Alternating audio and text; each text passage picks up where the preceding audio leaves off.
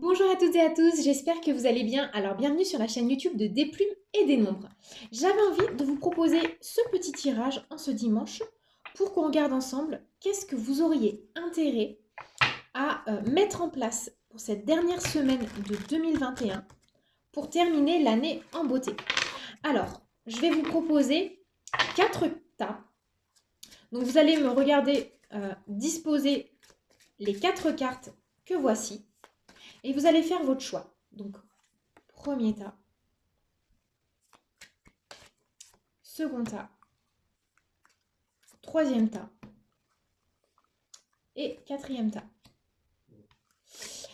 Alors, on va regarder avec le symbolone ce que vous auriez intérêt à mettre en place pour terminer 2021 en beauté.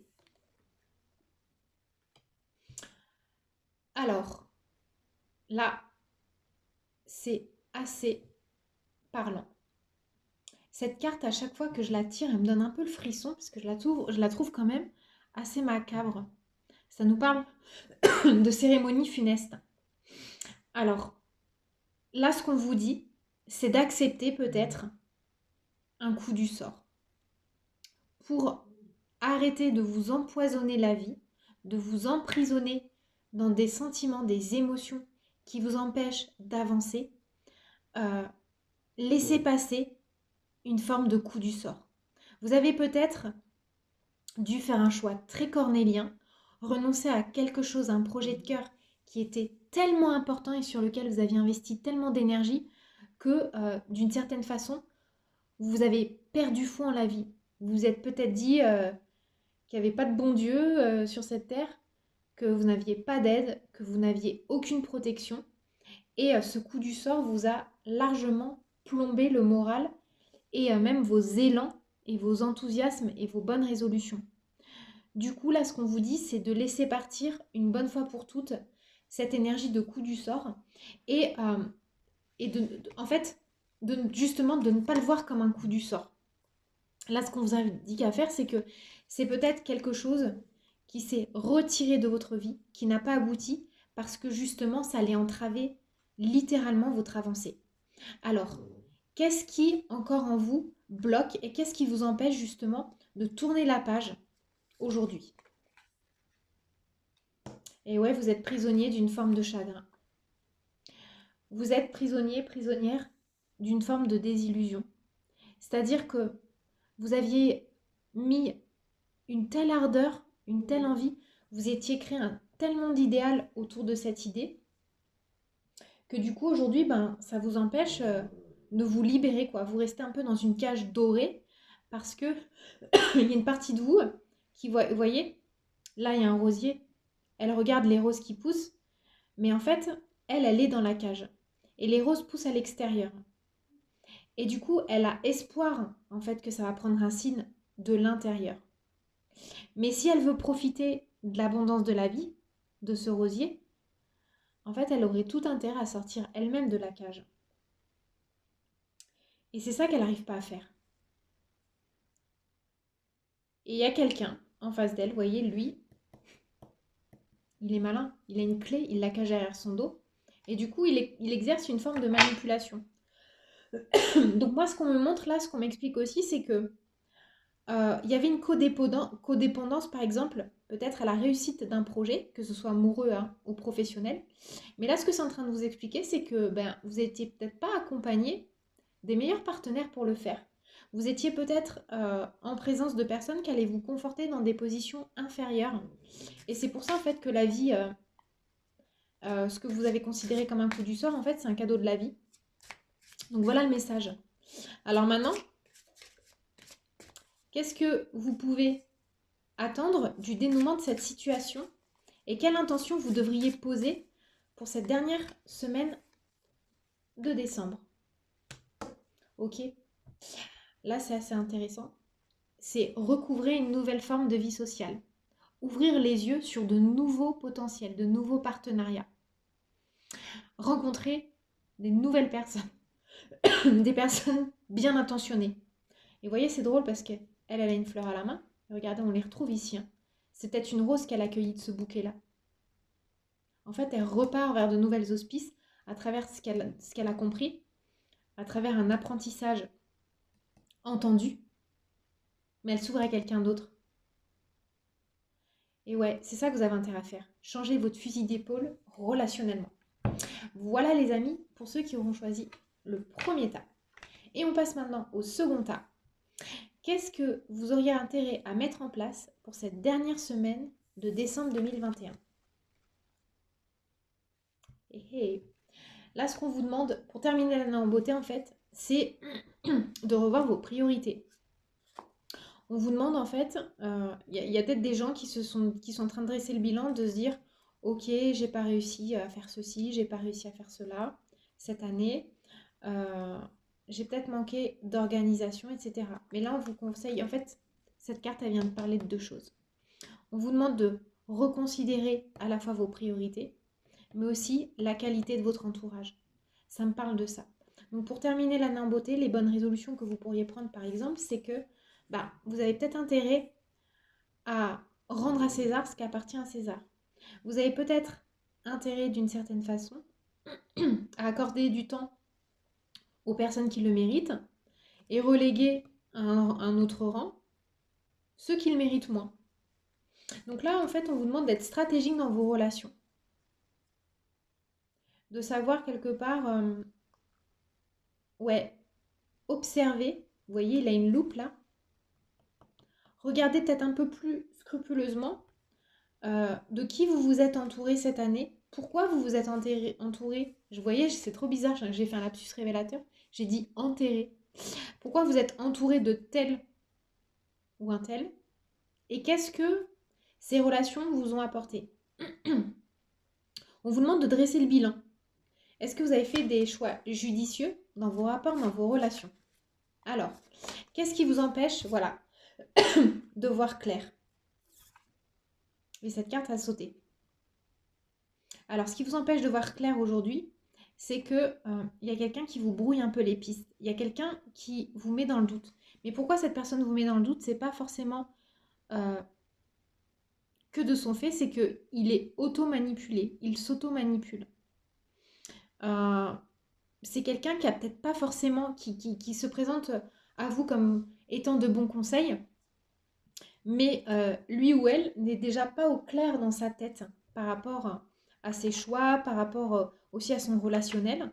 Et du coup, cette personne qui, de prime abord, se veut bienveillante et aidante, en fait, elle vous enchaîne, elle vous entrave, en fait, elle vous met dans une dépendance affective. Elle vous met dans une dépendance affective vis-à-vis d'elle-même parce que, euh, en fait, elle vous parle de ses blessures, elle essaye de vous soigner avec ses blessures parce que ça fait écho au vôtre. En fait, elle s'y retrouve dans vos blessures. En fait, elle n'est pas en train de vous aider à dépasser une situation, elle est en train d'essayer de se guérir, de se soigner. Et du coup, vous vous auto un peu sabotez, quoi. Vous auto-empoisonnez. Il est question de ça. Alors maintenant, qu'est-ce que vous auriez intérêt à mettre en place pour dépasser tout ça?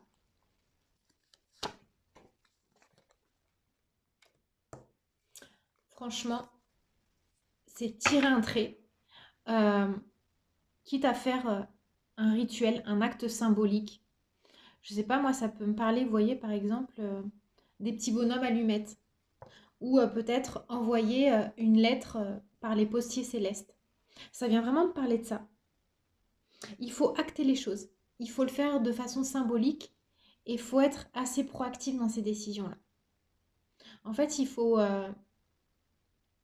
plus se contenter de peu de médiocrité dans les relations et ne pas hésiter à faire un feu de joie sur les relations qui étaient de fausses relations, quoi. Ça montre vraiment ça, l'importance de consumer, d'arrêter de nourrir des faux espoirs et des faux semblants dans des personnes qui vous empêchent aujourd'hui d'avancer. Voilà les amis, pour les personnes qui auront choisi le second tas. Et je passe maintenant au troisième tas. Qu'est-ce que vous auriez intérêt à mettre en place pour cette dernière semaine de décembre 2021 pour la terminer en beauté cette année 2021? Alors, et ben moi, ça me parle de quelque chose d'assez marrant, assez symbolique. En fait, vous auriez intérêt justement à rien faire et juste faire confiance à la vie, vous laisser porter par le destin, le flux de la vie. C'est comme si là, 2021, vous voyez, elle est là. Elle vous apportait son lot de satisfaction, d'insatisfaction. Mais il y a une partie de vous qui doit continuer à prendre son bâton de pèlerin et explorer la route qu'elle vient d'ouvrir cette année 2021. En fait, ça me vient de parler pour les personnes qui auront choisi le troisième tas, que vous avez compris quand même pas mal de choses. Il y a une forme d'aboutissement. Vous êtes déjà sur le point de tourner une page et de cheminer vers de nouveaux horizons, de nouveaux lendemains. Et vous voyez, il y a une forme de confiance, il y a une forme de malice. Parce que l'un dans l'autre, même si vous avez eu des expériences un peu douloureuses, un peu difficiles, vous avez su tirer votre épingle du jeu. Et quelque part, ça vient nous dire un peu tel est pris qu'il croyait prendre. C'est-à-dire que par rapport aux embûches que vous avez pu avoir, c'est pas forcément vous qui sortez totalement perdant. Alors, ouais, ce que ça vient me dire, c'est que ouais, vous pouvez être fier. Vous êtes déjà engaillardi, on va dire, pour partir vers 2022, quoi. Alors, on va regarder qu'est-ce qui vous empêche peut-être, qu'est-ce qui vous met un peu quand même en doute, qu'est-ce qui pourrait vous mettre en doute, en résistance. Le souvenir de quelqu'un que vous avez beaucoup aimé. L'énergie en fait d'une relation morte. Mais en fait, ce que c'est en train de vous dire, c'est que vous pouvez reprendre votre chemin, votre bâton de pèlerin et continuer à cheminer parce que il y a certaines relations dans notre vie qui sont faites pour s'arrêter. Et si elles se sont arrêtées, c'est qu'on avait terminé dans cette vie-là tout ce qu'on avait besoin de faire avec la personne, tout ce qu'on avait besoin de comprendre dans la matière. Les liens d'amour sont éternels, ne disparaissent jamais. Vous voyez, là on a cette jeune femme qui est dans cette espèce de cercueil de verre, mais il y a quand même des mains qui se tendent. Et ça, c'est les liens célestes. Donc c'est peut-être sa main et celle de quelqu'un d'autre. Le lien, il n'est pas rompu. Mais ici-bas dans la matière, on tourne une page. On laisse l'autre là où il doit continuer à cheminer et nous, on reprend notre chemin. Donc vous, c'est peut-être un sentiment de nostalgie. Peut-être le sentiment aussi, ça peut me parler pour certains, de laisser quelqu'un sur le quai de la gare. Mais n'oubliez jamais que vous avez votre chemin et l'autre en face de vous a aussi son chemin. Donc en fait, on se laisse jamais vraiment. On se quitte à un endroit, un instant T. Mais ça ne veut pas dire en fait que les liens d'amour disparaissent définitivement, que c'est irrévocable et qu'on ne retrouvera pas l'autre dans d'autres sphères, voyez. Et là, c'est deux mains qui se rejoignent sur une autre sphère. Ça vient bien nous parler. On voit très bien le contraste entre les plans subtils, le plan ici-bas et le plan divin. Alors, qu'est-ce que vous auriez intérêt à mettre en place aujourd'hui pour dépasser en fait peut-être cette petite amertume, cette petite nostalgie, ce petit sentiment de mal-être? Vivre intensément et complètement vos émotions. Vivre vos contradictions sans vous juger. Là, ce qu'on vous dit, c'est soyez à l'écoute de votre zone d'ombre, votre part de mystère, mais aussi votre sphère solaire. Vous avez le droit, en fait, d'être dans l'interrogation, dans le doute, d'être dans la dualité, d'être un coup bien, un coup moins bien. Ça fait partie en fait de l'épopée humaine, hein, ça fait partie de l'aventure humaine. Les émotions, c'est exactement ce dont on a besoin pour avancer. Mais quoi qu'il en soit, de toute façon, vous êtes bien guidé, vous êtes assez intuitive pour les femmes. Et vous avez en fait cette grande faculté en fait à vous déplacer dans la vie là où bon vous semble, là où le vent vous mène. Donc faites-vous confiance. Mais pour ceux qui ont choisi le troisième tas, j'ai quand même des personnes. Le bilan positif, c'est que vous avez gagné en confiance cette année. Quoi qu'il vous soit arrivé. Et je passe maintenant au dernier tas. On va demander au symbolum qu'est-ce que les personnes qui ont choisi le quatrième tas ont besoin de comprendre pour terminer l'année en beauté. Et oui, restez centré sur votre spiritualité. Continuez en fait à faire valoir cette sagesse que vous avez acquise tout au long de l'année. Tournez-vous, continuez à vous tourner vers votre soleil intérieur. Donc pour les personnes qui ont choisi le quatrième tas, ça me parle quand même de personnes qui sont assez évoluer dans leur développement, dans leur travail spirituel. Et là, ce qu'on vous demande, c'est de toujours garder cette lumière. Pour terminer l'année en beauté, c'est quoi qu'il se soit passé, euh, restez en fait, gardez ce calme, cette sérénité que vous avez peut-être pu toucher du bout des doigts. Même si vous avez vécu des choses difficiles tout au long de cette année, euh, vous avez quelque part évolué. Vous saviez que ça faisait partie de votre parcours initiatique, de votre expérience spirituelle à part entière. Et à partir de ce moment-là, vous avez été quand même capable de faire un bond dans votre psychologie, dans votre cheminement intérieur, dans votre capacité aussi à brasser vos émotions. Et elle est là la récompense. C'est qu'il y a un travail, un avancement spirituel. Donc pour terminer l'année en beauté, restez centré sur la lumière. Surtout, surtout, restez centré sur la lumière. Alors, qu'est-ce qui pourrait vous empêcher en fait de détourner votre regard de cette lumière? On va demander au Symbolone une autre carte. Et après, on lui demandera qu'est-ce que vous avez intérêt à faire pour rester dans des énergies positives et dépasser la situation. Alors, voilà. Ce qui pourrait, quelque part, vous empêcher, vous éloigner de votre lumière, c'est de vous en référer aux mauvaises personnes. Ce serait, quelque part, d'aller demander conseil là où vous n'avez pas besoin de demander conseil, en fait. La personne à qui vous pouvez avant tout demander conseil, c'est vous. Gardez-vous de partager certaines choses à des personnes qui, parce qu'elles sont peut-être trop psychorigides et sans vouloir forcément vous faire de mal, auraient une difficulté à comprendre votre vérité, votre lumière intérieure. Et ces personnes-là, parce qu'elles sont dans ces dispositions, ou parce qu'elles ont en fait peut-être endossé un vécu qui n'est pas le vôtre, pourraient en fait vous détourner un peu de votre progression. Je vois le côté rabat-joie. Pas méchant, pas néfaste, mais le côté rabat-joie. Alors, restez centré encore une fois sur votre cœur, parce que la vérité, quelque part, vous la détenez, vous n'avez pas forcément besoin d'aller demander conseil à droite à gauche. C'est ça que ça vous dit. Alors, comment dépasser cette situation? Comment en fait dépasser peut-être ce besoin que vous pourriez avoir d'aller en fait faire valider quoi que ce soit? Ok.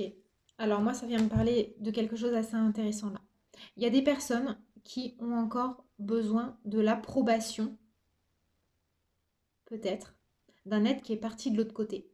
Le fait de vouloir faire valider quelque chose, même si on a la conviction dans son cœur, c'est que d'une certaine façon, on a besoin de l'aval comme on aurait besoin de l'aval d'un parent. Vous voyez, comme si on avait besoin de demander une autorisation à papa ou à maman. Et en gros, là, ça vient me parler de ça. En fait, il y a une partie de vous qui n'a pas réussi à faire un deuil par rapport à des émotions liées à la confiance. Et c'est des souvenirs d'enfant. En fait, ce qu'il faut que vous compreniez, c'est que c'est vous, votre maître, votre soleil intérieur. Et donc, il n'y a pas besoin de faire approuver quoi que ce soit par qui que ce soit. Et faites la paix, faites le deuil de ces situations de timidité ou d'autocensure que vous avez pu connaître par le passé, quoi. Ça n'a plus lieu d'être. Voilà les amis, pour ceux qui auront choisi le 4e tas. Et je vais demander maintenant de terminer en beauté à l'oracle des licornes. On va demander pour tout le monde quel serait le petit message global pour tous les tirages.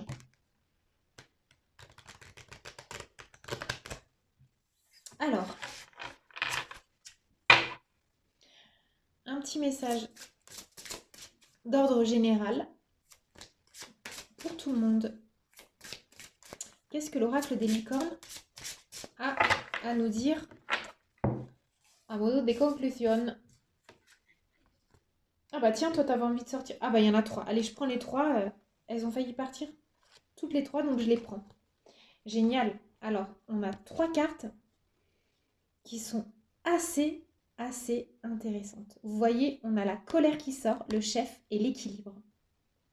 Donc là, ça vient me parler de votre capacité à tempérer vos ardeurs, à accepter une forme de colère. Il y a peut-être des frustrations par rapport à des choses que vous n'avez pas réussi à faire, mais vous restez maître à bord. Vous restez le leader. À partir du moment où vous acceptez cette colère, ces énergies qui vous bousculent, qui vous remuent, mais que vous gardez le cap et que vous maintenez votre leadership, vous parvenez à une forme d'équilibre. D'accord? Là, c'est vraiment l'importance d'accueillir toutes les émotions et peut-être de se servir de cette colère comme moteur d'une nouvelle évolution. C'est ça que ça vient me dire. C'est comme ça aussi que vous allez garder l'équilibre, c'est en acceptant d'être complètement bouleversé, remué, chahuté par des émotions X ou Y, mais plus vous allez en fait arriver quelque part à maîtriser cette colère ou la transformer, plus vous allez en faire quelque chose de valeureux et dont vous pourrez être fier, et donc vous allez reprendre votre pouvoir créateur, et c'est là en fait où vous allez arriver à une forme d'harmonie. Voilà les amis pour ce tirage. J'espère que ça vous a plu. Mettez-moi en commentaire ce que vous aurez choisi. Je vous embrasse et je vous dis à très bientôt. Excellent dimanche.